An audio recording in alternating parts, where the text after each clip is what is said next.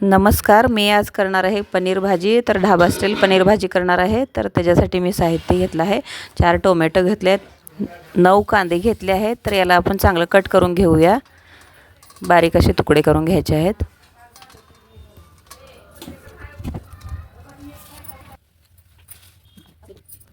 Tomato पण कापून झाला आहे. आता कांदा पण कापून घेऊया. याला पण चांगलं बारीक असे तुकडे करून घ्यायचे आहेत.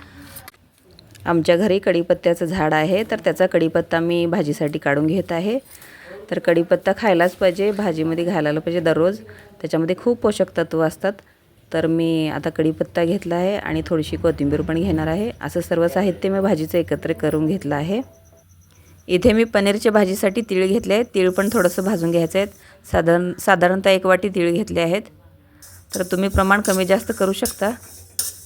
तर व्यवस्थित आपले तीळ थोडंसं भाजून घेतले आहेत. मी आता कढई गॅसवरती गरम करायला ठेवली आहे. त्याच्यामध्ये थोडंसं तेल घातलं आहे. आता कढईमध्ये कांदा टाकून थोडंसं चांगला परतून घ्यायचा आहे.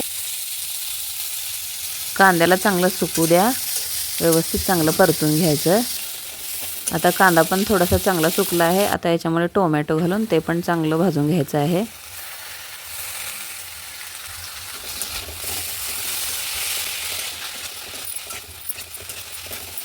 कांदा आणि टोमॅटो आता परतून झालेला आहे. आता याच्यामध्ये थोडंसं कोथिंबीर आणि थोडंसं कढीपत्ता घालून घ्यायचा आहे आणि त्याला पण चांगलं थोडंसं परतून घ्यायचं आहे.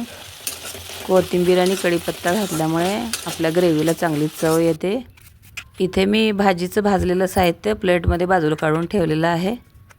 आता इथे मी पनीरचे पण तुकडे करून घेणार आहे. साधारणतः मी इथे अर्धा किलो पनीर आणलेलं आहे. आणि आता भाजलेले तीळ पण मिक्सरवरती थोडंसं बारीक करून घ्यायचं आहे.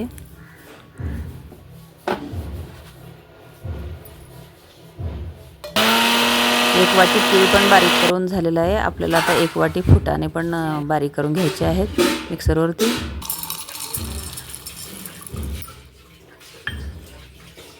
आता फुटाण्याची पावडर पण करून झालेली आहे. मगाशी आपण ग्रेव्हीसाठी टोमॅटो आणि कांदा भाजून ठेवला होता, तर ते पण मिक्सरमध्ये घालून आता व्यवस्थित बारीक अशी पेस्ट तयार करायची आहे. आता भाजीसाठी ग्रेव्ही तयार झालेली आहे. आता सर्वात पहिल्यांदा भाजीमध्ये जे आपण पनीर घालतो तर ते अगोदर तळून घ्यायचं आहे. आपले ते तुकडे आता कढईमध्ये तेल टाकून तळून घ्यायचं आहे. पनीर जर तळून घेतलं तर त्याची चव खूप छान लागते.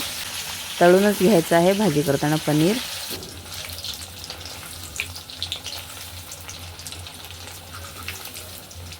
थोडंसं लालसर होईपर्यंत आपल्याला सर्व पनीरचे तुकडे तळून घ्यायचे आहेत.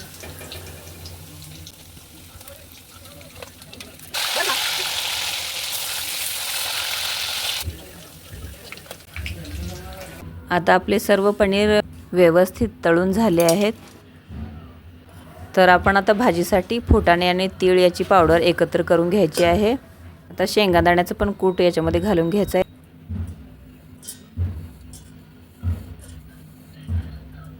आता सर्व साहित्य मिक्स करून घ्यायचं आहे आणि भाजीसाठी गरम पाणी करून घ्यायचं आहे.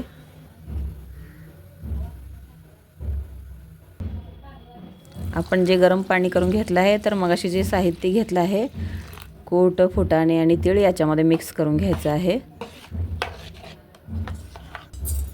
तर आपण आता भाजीसाठी गॅसवरती भांडं गरम करायला ठेवलं होतं. त्याच्यामध्ये तेल अंदाजे 1 ते 2 चमचे घातलं आहे. मोठे चमचे मी तेल घातलं आहे आणि थोडीशी कोथिंबीर पण चिरून घेतली आहे आणि त्याच्यामध्ये जिरे, मोहरी आणि लसूण अद्रकची पेस्ट पण घातली आहे. ते व्यवस्थित थोडंसं परतून घ्यायचं आहे. आता त्याच्यामध्ये कढीपत्ता पण घातला आहे. कढीपत्ता परतल्यानंतर त्याच्यामध्ये ग्रेव्ही पण आपली घालून घ्यायची आहे. त्याला पण व्यवस्थित चमच्याने हलवून थोडंसं चांगलं शिजू द्यायचं आहे.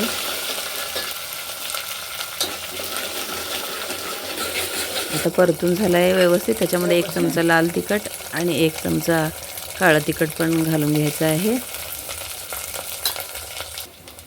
आता त्या फोडणीमध्ये कोथिंबीर पण घालून घ्यायची आहे आणि व्यवस्थित चांगलं परतून घ्यायचं आहे. थोडंसं तेल सुटेपर्यंतच त्याला चांगलं परतून घ्यायचं आहे सर्व साहित्य. शेंगादाणे आणि फुटाणे आणि तीळ याचं जे मिश्रण करून घेतलं होतं, तर ते पण या फोडणीमध्ये आता ओतून घ्यायचं आहे. आता याला पण व्यवस्थित चांगलं चमच्याने ढवळून घ्यायचं आहे.